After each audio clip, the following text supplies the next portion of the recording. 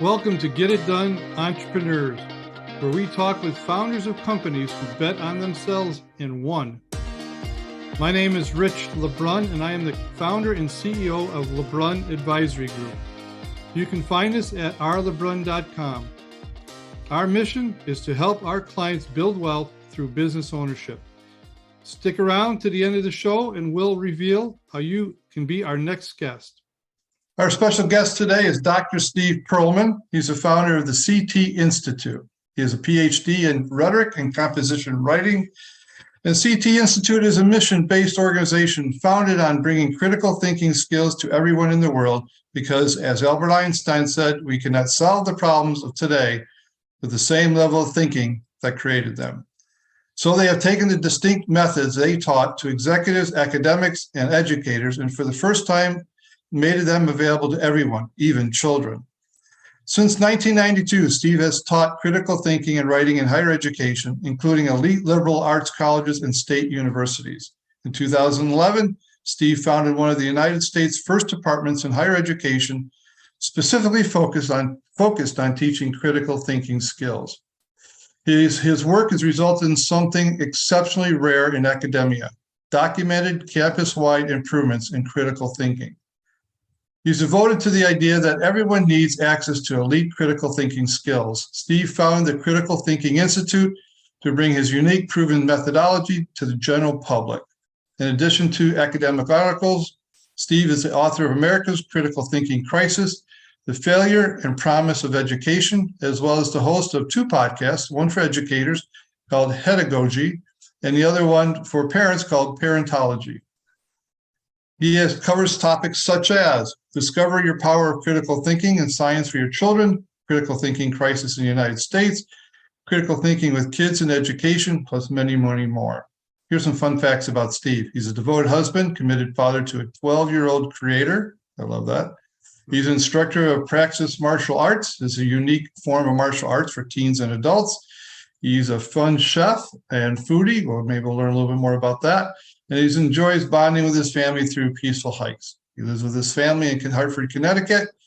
And with that said, welcome, Steve, to the program. Thank you so much for having me. What a pleasure.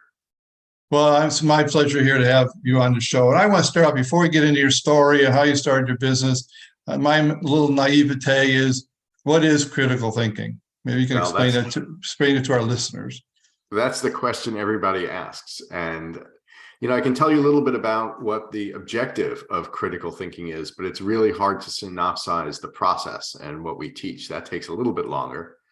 But the objective of critical thinking, if you think about it, is in some way to be able to transcend your existing paradigm of thought into a better paradigm of thought. Whatever it is that's going on in your world, whatever problem you're facing, whatever problem your business is facing, right? Thinking is the only thing that gets us to a better understanding. And it's harder than you think because our brain actually does a lot of things that interfere with good critical thinking.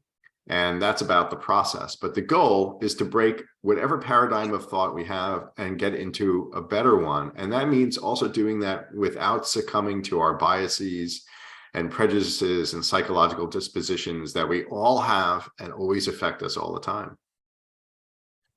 Yeah, I wouldn't think, but you actually have a PhD in this. So hence your doctorate degree. There's a lot of science behind that, I would imagine, right? Yeah. So one of the things that I did, or the main thing that I did when I founded the first department that was focused really just on critical thinking, and not just on what it is, but on how to get people to do it better, was look at all the research that's out there. I spent about a decade doing that. And I'm talking about not just research in cognitive psychology, where a lot of it appears, or in educational theory, but much more importantly, we looked back into the neuroscience. We looked into evolutionary biology to find out, how does the brain naturally think, and how do we start to build on that? So there's a tremendous amount of research around this. Well, you know what? I only can imagine, but let's back up a little bit. You actually started the Critical Thinking Institute. So I'd love to hear, how long have you had it? Why did you start it? You're a founder of a company. This is your mission in life. Tell us your story. So this is actually my second company. And and sold the first one off. I'll talk in a second about that, but here's this backstory. I was in academia and I'm working on critical thinking and teaching it to students and teaching educators really around the world how to infuse critical thinking into their teaching. And in that process, realized a couple of things. The first was that no matter how many educators I reached, it was going to be just a very small fraction of the population that would eventually get this instruction, because there would only be students in their classes, and that's not a lot of people in the grand scheme of things. I think the world needs more critical thinking than that. The second thing I realized was, and I want people to always support educators, but educators are working in a system that is not conducive to teaching critical thinking. And it's not their fault. They're trying really hard, most of them, but they're in a system that fights it. So I wanted to do something that got beyond that because of the limitations of the academic construct. Third, no matter how many people in business I spoke with, all of them seemed like they were just thirsting, clamoring to bring more critical thinking into their organizations. And we actually started doing a good deal of corporate consulting prior to COVID, where we're ramping up workshops and so forth to do for businesses. And then obviously COVID threw everything into a tailspin, and that's when we decided to go online, so we didn't have to go into businesses necessarily to do it. Oh, we still do that.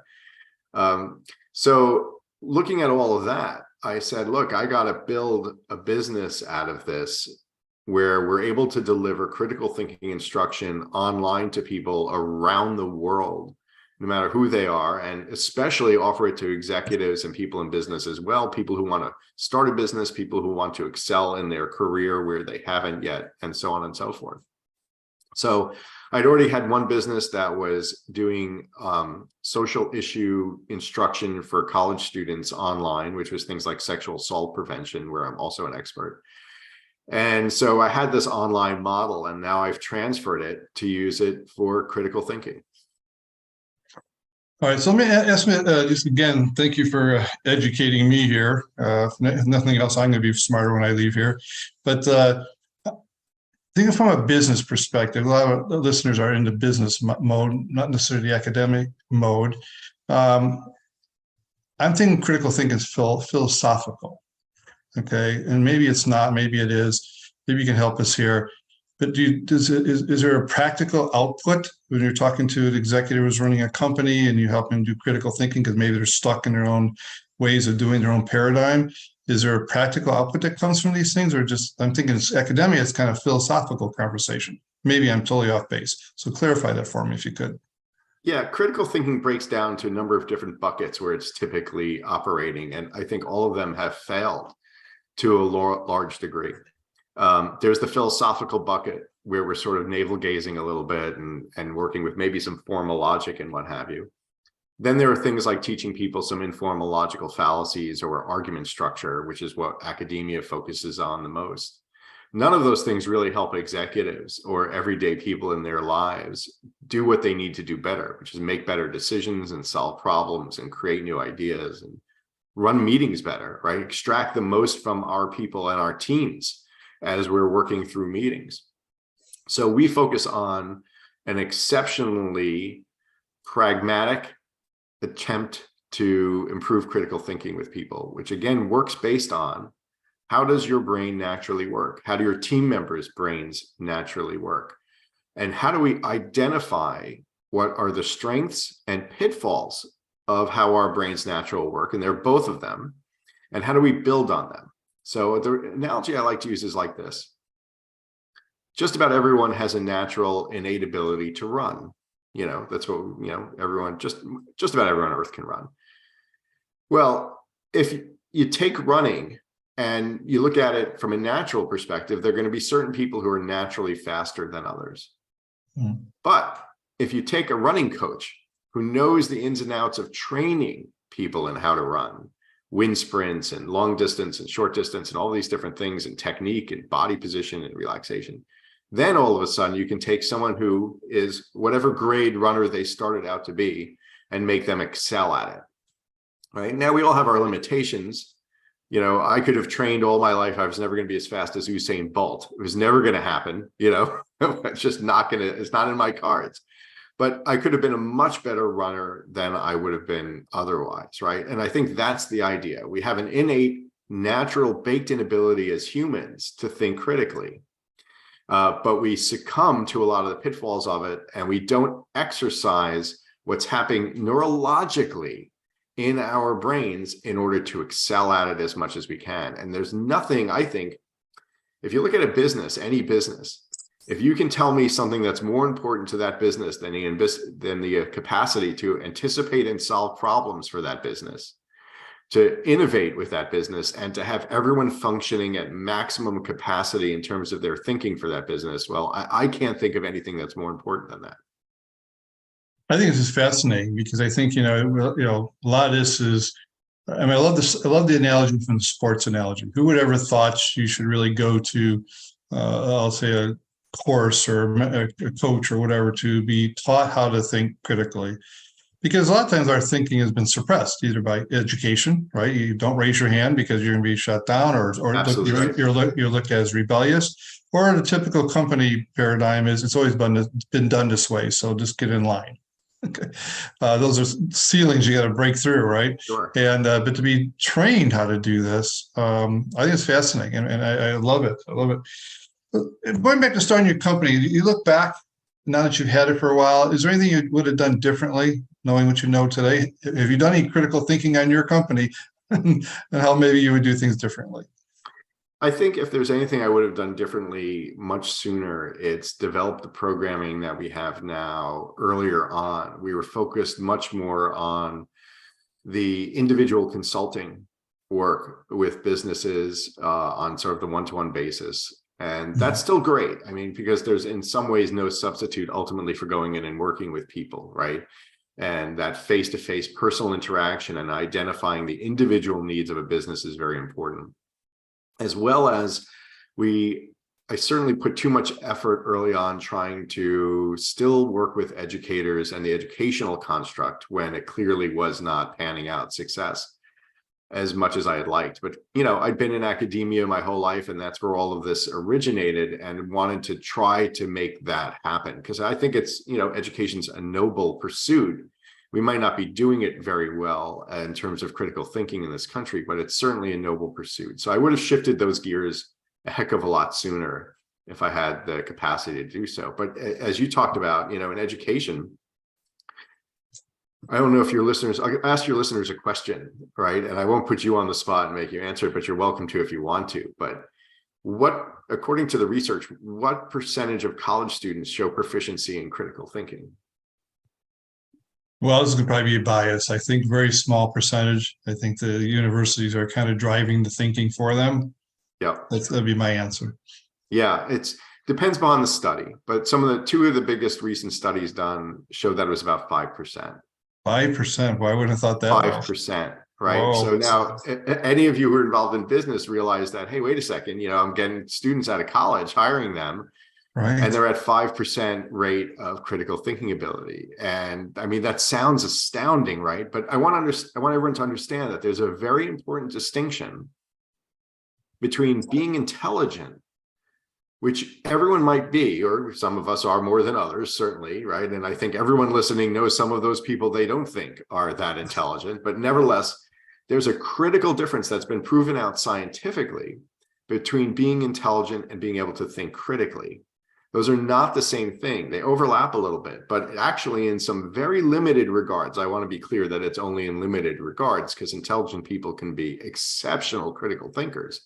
But in limited regards, more intelligent people actually fall into some of the pitfalls of critical thinking faster than less intelligent people. And that's because, for example, more intelligent people are better at finding ways to defend their ideas, even when their ideas are wrong, because they're able to think up the justifications for them. So being more intelligent and thinking critically are not at all the same thing. And that's really where my work comes in. Well, let me ask you, I mean, I think I could talk to you for hours now. This is a fascinating subject. But is critical thinking tied in any way, any correlation to initiative? Well, initiative, there are definitely psychological dispositions based on how people's brains developed idiosyncratically that make people more averse or less averse to risk. But initiative is actually more tied to contextual factors than it is to neurological factors. It has to do with a lot of upbringing, epigenetic factors, how you're raised, what kind of construct you're in. You alluded to that earlier, right? The answer of, well, this is how it's always been done before, right? And once you hear that in a meeting, when you're a new employee or you're trying to move up the ranks, or you're trying to really help the business out, once you hear this is how it's already been done before and you hit that wall, the lesson they just told you was stop your initiative, right? We don't really value it here. Fall in line and do what you're told. So you might have someone who is naturally disposed to want to take that initiative, who nevertheless is not going to anymore. Well, when I was in corporate America, the key characteristic that we were chasing in my last era in corporate America was initiative. It wasn't hard to find the intellectual, you know. It wasn't hard to do that, but to get them to think, I'll call critical thinking today, on behalf of our company, which is actually the catalyst for growth, it was a kind of a lost art. We were trying to figure out how to do that, because, you know, these smart people would do what they were told to do, but we need them to think what also to do, and maybe think outside the box and think of things to help us grow our company. So slow down the pace of our growth. So that's why I'm very interested in the subject matter. Well, Rich, you touched on it earlier. I mean, you said it, that our educational system, and I can go into, you know, my book, America's Critical Thinking Crisis, goes into it a bit more, but our educational system actually suppresses critical thinking and innovation of ideas. You know, there are classes that do more than classes that don't more, but as a construct, it suppresses it. What, you know, all of your listeners will associate with this, that most of their education was about learning the ideas other people had thought already, instead of developing their own ideas, right? Now, that's entirely the wrong way that we need an educational system to function as we move into 2023 and beyond. And certain countries are recognizing that. China shifted their entire university system around innovation a number of years back. They just changed everything. And of course, they can do it with the snap of the fingers, right? And we cannot, but they just did it. Indonesia just did it. So a lot of Asia is just starting to shift entirely what they're doing with education, built around developing innovators, and we're not. So we've got a big problem. Let's kind of stay on your book. So you wrote this book. There's a mission behind this book too? Is it a change of thinking for our country, thinking for just our institutions? Is this a complete paradigm shift, like China switched over? That was a paradigm shift. Is that what your mission is here, to help us to get on the right path here? Yeah, it's a wake-up call, right? Okay. Because and it's not just for educators to read, it's for everybody to read, so that we can understand why we're in the predicament that we are and what kind of predicament we're going to be in moving forward. And then it also lays out some very simple things that educational constructs can do to shift into better modes of education for people. It's really not that hard. The truth is actually that teaching people to be critical thinkers, once you know how to do it, the trick is figuring out how to do it. But once you know how to do it, it's easier to teach that way than to teach any way else, because now you're working on how the brain naturally functions, right? Instead of fighting it. You know, human beings want to be thinkers. That's the only reason our species survived. We couldn't outrun the tiger, outfight the tiger, you know, but we could outthink the tiger. And so the only reason that we're alive as a species is because we outthought all the other species. So we have this natural inclination to think. You know, think about a sandbox, and you got a couple of 4-year-olds in a sandbox. That is a rich, socially dynamic, problem-solving, interactive situation where the brain is showing great activity, right? All kinds of stuff going on there, right? Maybe they're 5-year-old or whatever. And then we put them in school a year later, and we teach them to memorize this one little fact, right? Now you got to memorize who was the first president of the United States. So you take this rich brain that's interacting and it's thinking and it's solving problems appropriate to its age level, you know, but who gets the bucket and who gets the shovel and what do we do with it and how do we make it work? That's all very complex stuff for that brain. And then we put in an educational system that basically says, stop doing that. And I'm not saying this by my opinion, and this is not, you know, it's not a liberal or conservative problem. It's not my opinion. This is based on a lot of research. For example, this is going to blow your mind. They did an fMRI study on college students for a week. So they took a group of college students and they put wearable brain monitors on them for a week, and they measured their brain activity for a week. Everything they did, okay, set 24 hours a day. And what we saw was brain activity when they were socializing, lots of brain activity when they're socializing, some when they were doing homework, plenty if they were playing sports, sometimes if they were eating, even some when they were sleeping. The place where we found almost no brain activity was in class. That's just like unbelievable. I'm a loss for a word there. So Yeah. That's, well, I don't know if the statistic is true. I don't know if it's a statistic, a statement. A lot of times our country was known for innovation and other countries were known for duplicating our innovation. Maybe even making it better, but we innovated. Is that shifting because we're losing our critical thinking? Or is there no direct tie? Oh, yeah, there's a direct line. We are definitely falling behind educationally compared to the rest of the world. I mean, obviously, we have a spectrum. Like every country has a spectrum in this. Some of us are going to think, innovatively, and no matter what happens, no matter what educational system does or doesn't do, we're certainly going to be there. And some people aren't, no matter what our educational system does. But we're falling behind the rest of the world because they're adopting educational practices and educational values that are very different than ours. Now, we're preaching some of it for sure, but we're not doing it. It's easy to preach it. It's really hard to actually go and do it. So on the whole, yeah, we are, the evidence is not pretty for where the trends are. We're really falling behind. Now I want to ask this question and I want to jump into a commercial break. Is there a metrics to this? Like if I hired you to help our company do critical thinking, is there something that's tangible that could be measured as an outcome? Absolutely. And that's one of the things that I had to do that most people doing this in education never had to do, which was show results. My job depended on whether or not I could actually prove that we were doing the things that we said that we were doing, because it's easy to say we're doing more critical thinking. And in fact, the results for educators and students will all show that if you do certain things, they might all report that more critical thinking is happening when none of it actually plays out if you test it. So the self-perception of it, it's very strong. It's very easy to get people to think they're doing it, to think they're thinking, right?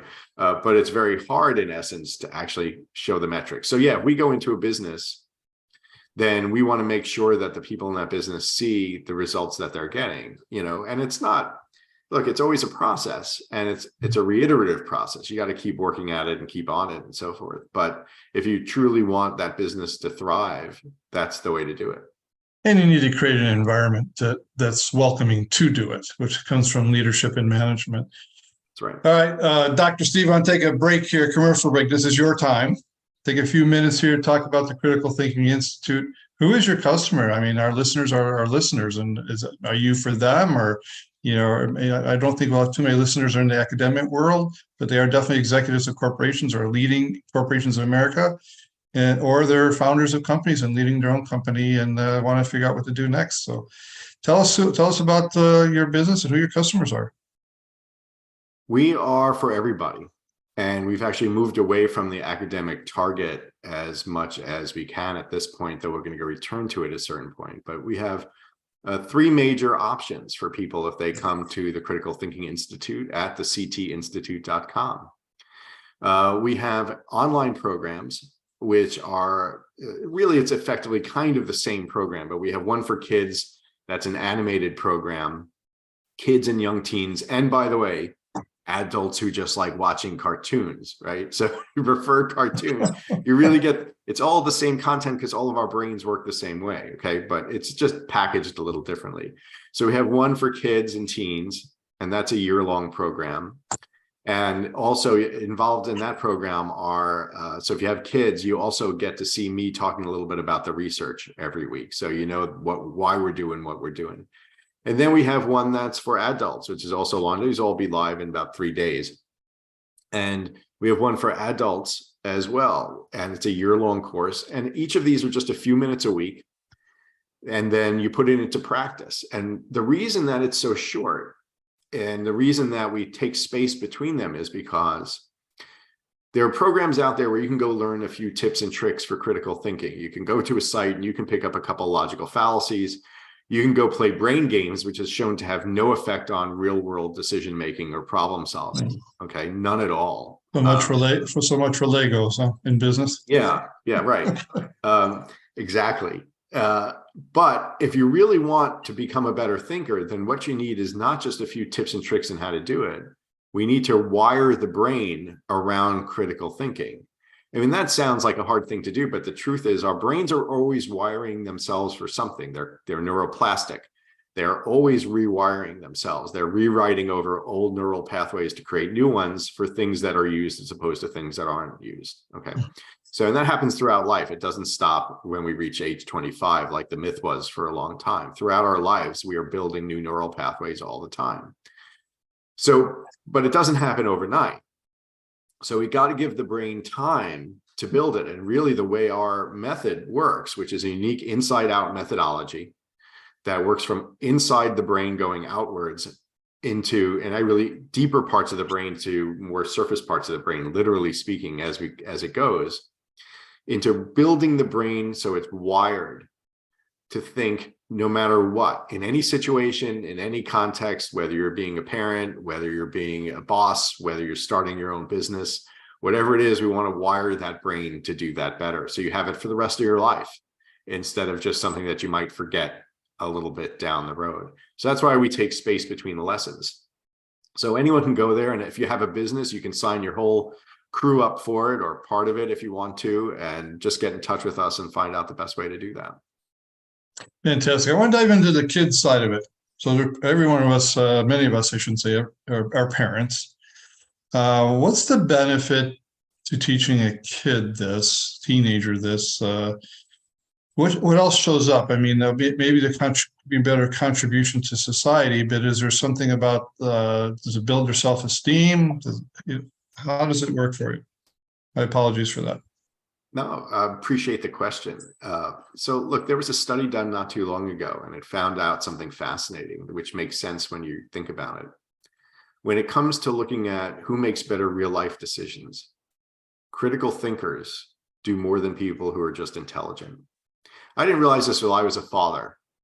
The pressure on me as a father to make sure that my son was equipped to survive in life, right? To be happy in life, to be successful in life, whatever successful means, for different people and so forth, right? It doesn't necessarily mean getting into Harvard and, becoming a doctor, but to be successful in whatever he wanted to do. I realized the pressure on me about that. And I realized in certain respects, wow, I don't really know how to do this, One of the reasons I created this program for kids was I realized doing so would help me understand how to translate all of this for my son. So if you're a parent, not only does it help kids become more aware of their thinking process and control their emotions and solve problems and create new ideas, but broadly speaking, if you want that help off that stress that I was feeling as to how to make sure your kids are equipped not just to survive, but to prosper in the world, then this is the program that I think can help them do that. And, I say that from the heart because it's really with my son in mind that a lot of this was reverse engineered for kids. Fantastic. Well, let's shift here. I want to talk about today and how this helps. I think, you and I were talking before the show from a business perspective and actually a whole world perspective. We faced a lot of adversity, whether it's in politics or wars or inflation and interest rates or, everything that happened in 2022. We're still not out of the woods yet, 2023. It probably takes some critical thinking to figure out how to navigate this. So you're an owner of a company, okay? You have to navigate these tough times too, just like everybody else on this podcast who's listening. How are you navigating all the headwinds that you're faced as a business owner? But also secondarily, Rich LeBrun how are you here. navigating these Thank headwinds? you so much for listening individual? to our You have to podcast, get up Monday Get morning It and lead Done the charge. Entrepreneurs. Okay? Yeah. And you probably have to If you are a successful rewire your business brain for owner critical who would thinking like too, to right? be on this So, program, Sure. please How you visit us handling at these crazy rlebrun.com/podcast. Listen, and there have been some tough Monday And mornings fill out to the get up form, do and we that, will reach out to you. along the way for all of us. If you got something No out of this exception to that. interview, would you share this Look, episode in on social terms media? of Just do a quick screenshot with your phone and text it to a friend or post it on fluidity social. of adaptability. If you know someone that would be a great guest, tag them on social media to let them know about the show. Include the hashtag #GetItDoneEntrepreneur. I love seeing your posts and guest suggestions. And sometimes we are regularly putting out new episodes and content. To make sure you don't miss any episodes, go ahead and subscribe. Your thumbs up, rating, and reviews go a long way to help promote the show and mean a lot to me and my team. Being adaptable. Want to know more? Go to our website, LeBrun.com, or follow me on LinkedIn, Facebook, and Instagram. We want to be adaptable. Thanks for listening. We will see you next time. That's the trick to survival for any species, right? For any business. It's adaptability. And then that, of course, relies on good critical thinking and looking at being able to analyze the situation honestly, rather than doing so from what the rose-colored glasses are or the dark-colored glasses are that we all have at times. Okay? Personally, for me, not only am I a martial artist, and that's one of my great outlets for things, because, when I get into my martial arts space, I'm free of everything else. It's active. I'm helping people. I'm empowering people. And I love it so much. So it takes up all my brain power when I'm there, and most of my problems go away for a while. So I love it. And I'm a meditator, and I spend time with my family and so forth. But, also for me, martial arts is a great metaphor for business and life. If you can learn to be calm when someone's trying to smash your face in, with their fist or with a stick or, what have you, and you can learn to be agile and adaptive in that moment, then it's really not as hard to do when you do it in other places. The stakes become a lot lower all of a sudden when your face isn't at stake in the very immediate sense. So that for me is always a great thing to rely back on. And another thing as well, which is that in martial arts, there's, what works or doesn't work pretty fast. Because if it doesn't work, the consequences are pretty immediate. So you need things that are real and authentic in martial arts. And then I apply that same kind of thing into my business practice, right? Is this really working, or is this something that I hope is working? Because there's a really big difference in martial arts between what you hope is working and what is working. So try to keep that mindset going. Isn't martial arts more of a defensive strategy than an offensive one? It's not really. No? So ethically, it's defensive in the sense that absolutely, I would never start a fight. I would run away from a fight if I could run away from a fight, because it's not worth me risking getting hurt, even though I could probably win the fight. And it's not worth me hurting somebody else if I don't have to do it, So I'll avoid a fight ethically at all points. But once you're in a fight, once you have no choice, it's not really about defense per se. It's about winning.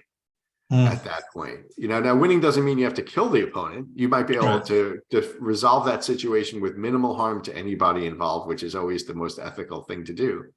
But you're not really, and I tell this to my students all the time, there is no defense once a fight starts.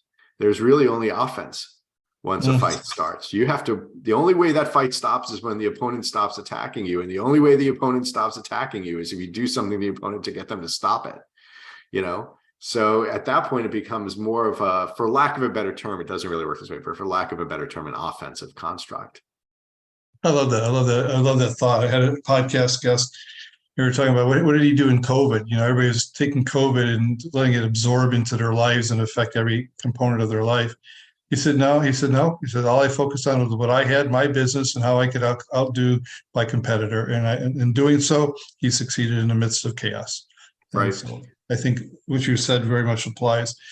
But Dr. Steve, you are a fascinating person. How can our listeners get a hold of you should they would like to learn more about what you do? Absolutely. Please go to thectinstitute.com. That's thectinstitute.com.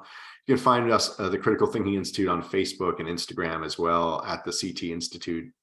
But the best way is go to thectinstitute.com. You can preview some of our programming there when you get there. And you can also find ways to contact me, or just reach out to contact@thectinstitute.com. And we'll be happy to respond to you, whatever your needs might be. Well, thank you. Thanks for being on the show. This is a very fascinating conversation. I think it's much needed in this time in life. I think we need some more critical thinking if we're going to make any changes in our world or even in our families. So thank you for what you're doing and in educating all of us. And most importantly, thanks for taking time out of your busy day to share your wisdom with our listeners. Thank you. And thank you for this podcast. It's a great service. I really had a great time. Great. And this podcast will be up on all podcast platforms in about 2-3 weeks, as well as all the notes from the show that we gathered today. So thanks again for being here. And it's nice to get a chance to know you. Thank you, sir.